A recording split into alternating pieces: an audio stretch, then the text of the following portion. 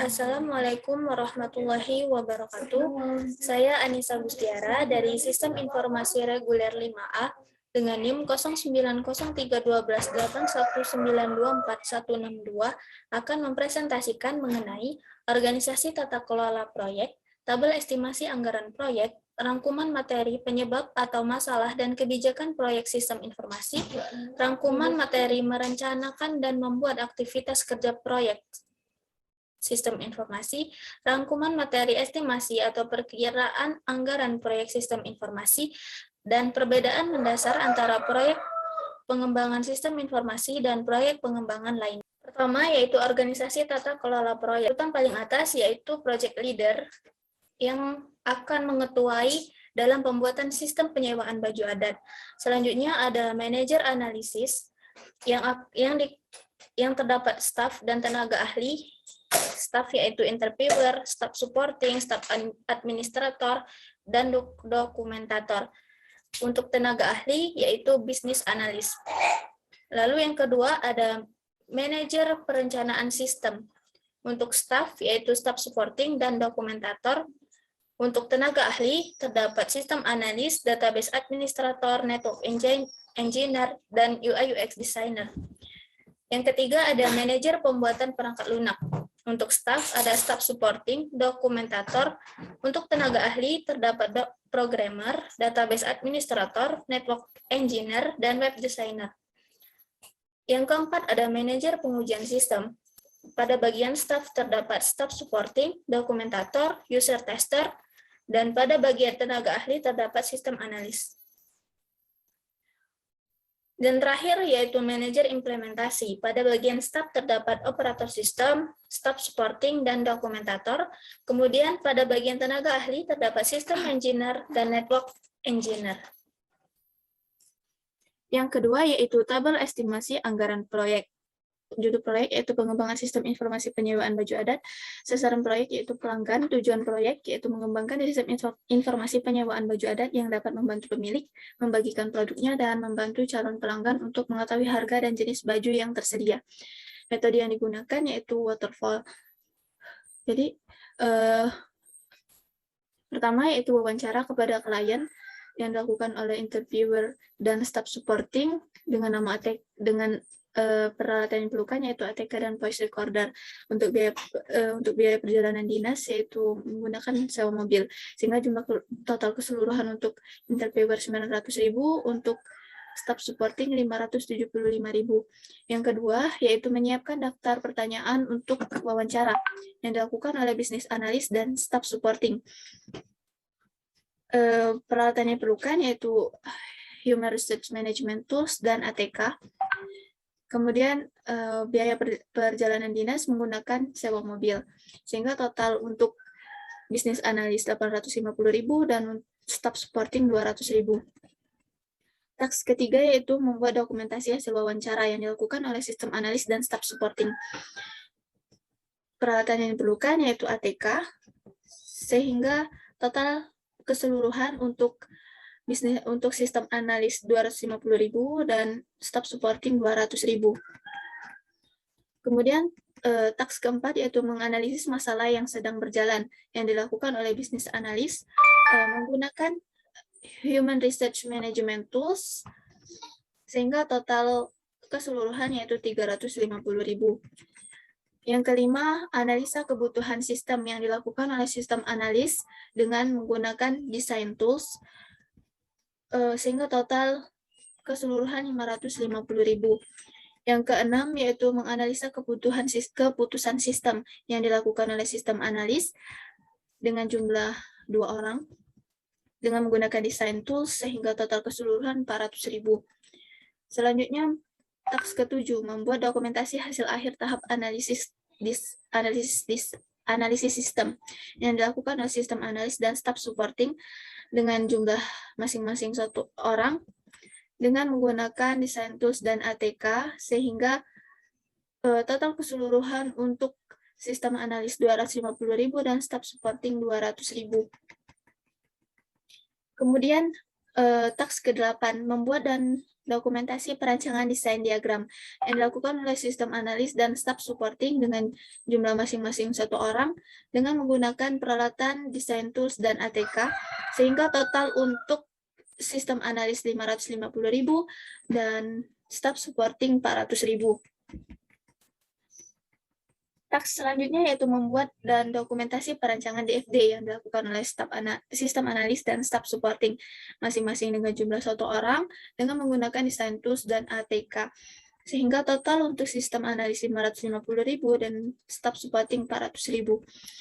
Kemudian membuat dan dokumentasi perancangan ERD yang dilakukan oleh sistem analis, database administrator, dan staf supporting dengan jumlah SDM masing-masing 1 orang dengan menggunakan desain tools, DBMS tools, dan ATK, sehingga total untuk staf supporting 400.000, untuk database administrator 750.000, dan sistem analis 400.000.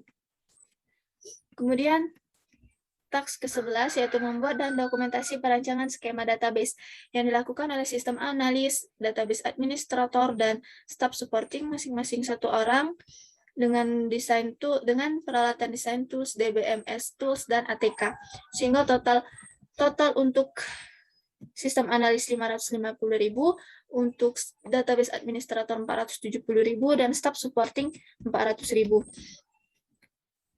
Task ke-12 yaitu membuat dan dokumentasi perancangan topologi jaringan yang dilakukan oleh network engineer dan staf supporting dengan masing-masing 1 orang dengan menggunakan network tools dan ATK, sehingga total untuk network engineer 550.000 dan staf supporting 400.000. Task ke-13 yaitu membuat dan dokumentasi rancangan desain interface yang dilakukan oleh UI UX designer dan staf supporting masing-masing 1 orang dengan menggunakan peralatan app designer dan ATK, sehingga total untuk UI UX designer 1.250.000 dan staf supporting 400.000. Yang ke-14 yaitu mengumpulkan dan membuat dokumentasi akhir rancangan desain yang dilakukan oleh staf supporting dengan jumlah SDM 1 orang dengan menggunakan peralatan ATK, sehingga total keseluruhan 200.000. Yang ke-15 yaitu mengumpulkan dan mempelajari dokumentasi final design yang dilakukan oleh project manager, sistem analis, database administrator dengan masing-masing SDM 1 orang dengan menggunakan project manager tools, design tools, sehingga total keseluruhan untuk project manager 615.000, untuk sistem analis 250.000, dan database administrator 200.000. Task ke-16 yaitu membuat database system yang dilakukan oleh programmer dan database administrator dengan programmer 1 orang dan database administrator 2 orang menggunakan kode editor dan DBMS tools, sehingga total untuk programmer 900.000 dan database administrator 1.350.000.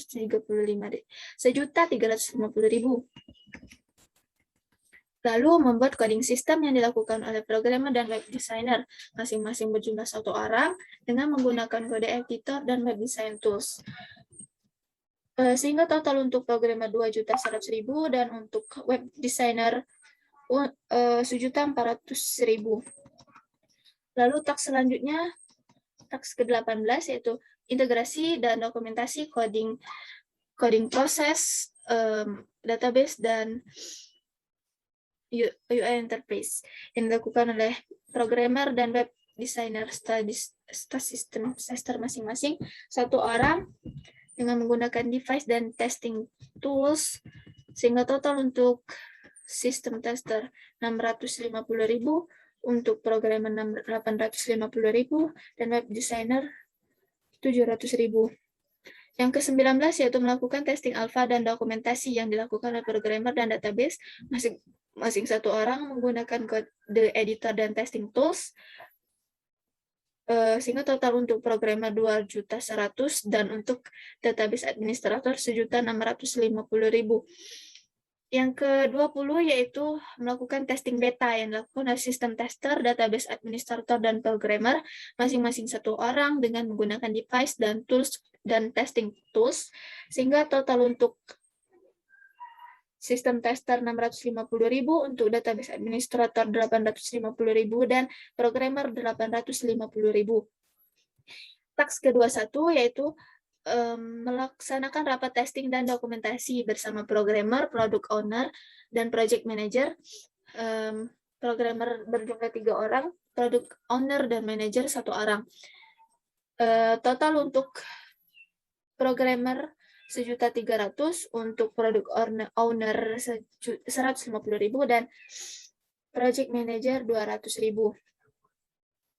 Lalu pengadaan perangkat pendukung yang dilakukan oleh project manager dan programmer masing-masing 1 orang dengan menggunakan mobil sewa, sehingga untuk project manager 950.000 dan programmer 600.000. Dan selanjutnya instalasi sistem yang dilakukan oleh programmer dengan 1 orang SDM, sehingga jumlah 250.000. Task ke-24 yaitu melakukan training dan dokumentasi kepada end user yang dilakukan oleh user tester, project manager, dan staff supporting menggunakan device dan ATK. Sehingga untuk user tester total keseluruhan 500.000, untuk project manager 300.000, dan staff supporting 200.000. Task ke-25 yaitu perbaikan jika ditemui bug yang dilakukan oleh programmer, database administrator, dan staff supporting dengan menggunakan kode editor, device, dan ATK, sehingga total untuk programmer 950.000, untuk database administrator 400.000, dan staff supporting 200.000. Kemudian task terakhir yaitu membuat dokumentasi akhir yang dilakukan oleh staff supporting menggunakan peralatan ATK, sehingga total keseluruhan 200.000. Sehingga dapat disimpulkan bahwa untuk membuat proyek ini diperlukan total anggaran proyek sebesar 33.990.000. Materi ketiga yaitu rangkuman materi, penyebab atau masalah, dan kebijakan proyek sistem informasi. Yang pertama, alasan pengembangan proyek sistem informasi. Yang pertama, banyak timbul masalah yang disebabkan oleh tidak sesuai dengan kebutuhan. Tidak sesuai dengan kebutuhan ini dikarenakan karena proses yang lama atau tidak efisien, lalu kesalahan proses atau hasilnya yang salah, dan benefit yang berkurang. Lalu adanya perkembangan organisasi dengan prosedur baru, data meningkat, lalu banyaknya manfaat yang harusnya bisa diperoleh menjadi tidak bisa diperoleh. Yang kedua yaitu meningkatkan kesempatan usaha. Hidup merupakan proses persaingan, sehingga perusahaan yang cepat mengambil keputusan, maka perusahaan tersebut yang akan bertahan. Yang ketiga yaitu adanya instruksi perubahan, pimpinan yang berpikiran jauh ke depan, dan perubahan peraturan pemerintah. Yang keempat, adanya perkembangan teknologi pada software dan hardware. Yang kedua, konsep manajemen proyek. Konsep manajemen proyek ini terbagi menjadi 3, yaitu manusia, masalah, dan proses. Manusia merupakan orang yang mengembangkan dan orang yang dikembangkan. Lalu masalah atau opportunity merupakan masalah yang akan diselesaikan. Dan ketiga ada proses, bagaimana aktivitas dan bagaimana pekerjaannya. Lalu ada yang ketiga yaitu sasaran dan kendala proyek. Yang pertama, terdapat anggaran yang digunakan seoptimal mungkin untuk mencapai tujuan. Yang kedua, terdapat jadwal, di mana jadwal ini harus sesuai dengan yang telah ditetapkan. Yang ketiga, yaitu terdapat mutu atau kualitas yang sudah dipersyaratkan. Ketiga hal ini dapat menjadi kendala dalam pengembangan proyek sistem informasi. Materi keempat yaitu rangkuman materi, merencanakan dan membuat aktivitas kerja pada proyek sistem informasi. Yang pertama yaitu pengertian perencanaan proyek adalah proses peletakan dasar tujuan dan sasaran, termasuk penyiapan segala sumber daya untuk mencapai tujuannya. Yaitu tujuan perencanaan proyek adalah untuk pegangan bagi pelaksana mengenai alokasi sumber daya untuk melaksanakan kegiatan. Tolak ukur dalam fungsi pengendalian. Pendorong, para perencana dan pelaksana melihat ke depan dan menyadari pentingnya unsur waktu. Komunikasi sebagai sarana bagi semua pihak penyelenggara proyek. Dasar pengaturan alokasi sumber daya dalam pelaksanaan kegiatan kerja proyek. Yang ketiga yaitu jenis perencanaan proyek terbagi menjadi 2, yaitu perencanaan strategis dan perencanaan operasional. Perencanaan strategis adalah polisi untuk mencapai sasaran dan tujuan. Sedangkan perencanaan operasional adalah rencana terinci yang menjabarkan perencanaan strategis terdiri atas perencanaan lingkup kerja, perencanaan organisasi proyek, rencana jadwal kegiatan, perkiraan biaya atau anggaran, dan proyeksi kebutuhan tenaga kerja. Lalu yang terakhir adalah metode pengembangan sistem. Metode pengembangan sistem ini perlu karena dalam pengembangan proyek sistem informasi, metode yang digunakan harus sesuai dengan sistem user dan tim pengembang sistem. Metode yang dapat digunakan antara lain metode SDLC, metode RAD, metode prototyping, metode spiral, dan metode FAST. Kelima, yaitu rangkuman materi mengenai estimasi atau perkiraan anggaran proyek sistem informasi. Yang pertama ada dasar biaya, yaitu biaya langsung dan biaya tak langsung. Biaya langsung merupakan biaya yang terkait langsung dengan suatu proyek sehingga dapat ditelusuri secara tepat. Contohnya gaji karyawan proyek dan pembelian barang proyek. Lalu yang kedua yaitu biaya tak langsung. Biaya yang terkait dengan suatu proyek tetapi tidak dapat ditelusuri secara tepat. Contohnya tagihan listrik perusahaan, biaya sewa kantor untuk kegiatan perusahaan dan berbagai proyek. Lalu komponen biaya. Komponen biaya dibagi menjadi 5, yaitu biaya pengadaan, biaya persiapan operasi, biaya proyek, dan biaya operasi dan biaya perawatan. Biaya pengadaan merupakan biaya yang harus dikeluarkan pada tahun-tahun pertama sebelum sistem dioperasikan, kecuali untuk mengadakan perangkat keras dengan cara leasing. Yang kedua yaitu biaya persiapan operasi, merupakan biaya persiapan operasi yang terjadi di awal-awal tahun sebelum sistem dioperasikan. Biaya persiapan operasi ini berhubungan dengan semua biaya untuk membuat sistem siap untuk dioperasikan. Yang ketiga yaitu biaya proyek, yang merupakan biaya yang berhubungan dengan biaya untuk mengembangkan sistem termasuk penerapannya. Lalu biaya operasi dan biaya perawatan merupakan biaya-biaya yang dikeluarkan untuk mengoperasikan sistem supaya sistem dapat beroperasi serta biaya yang dikeluarkan untuk merawat sistem dalam masa operasinya. Berbeda halnya dengan biaya lainnya yang biasanya terjadi sebelum operasi diterapkan, biaya operasi dan perawatan biasanya terjadi secara rutin selama umur operasi sistem. Dan yang terakhir, komponen manfaat. Terbagi menjadi 2, yaitu komponen berwujud dan komponen atau keuntungan berwujud dan keuntungan tak berwujud. Keuntungan berwujud merupakan keuntungan yang berupa penghematan-penghematan atau peningkatan-peningkatan di dalam perusahaan yang dapat diukur secara kuantitas dalam bentuk satuan nilai uang. Contohnya, pengurangan-pengurangan biaya operasi, pengurangan-pengurangan kesalahan proses, pengurangan biaya telekomunikasi, peningkatan penjualan, pengurangan biaya persediaan, dan pengurangan kredit tak tertagih. Lalu, keuntungan tak berwujud, yaitu keuntungan-keuntungan yang sulit atau tidak mungkin diukur dalam bentuk satuan nilai uang. Contohnya, peningkatan pelayanan lebih baik kepada pelanggan, peningkatan kepuasan kerja personel, dan yang terakhir, peningkatan pengambilan keputusan manajemen yang lebih baik. Yang ketiga, yaitu perbedaan mendasar antara proyek pengembangan sistem informasi dan proyek pengembangan lainnya terdapat pada metode yang digunakan.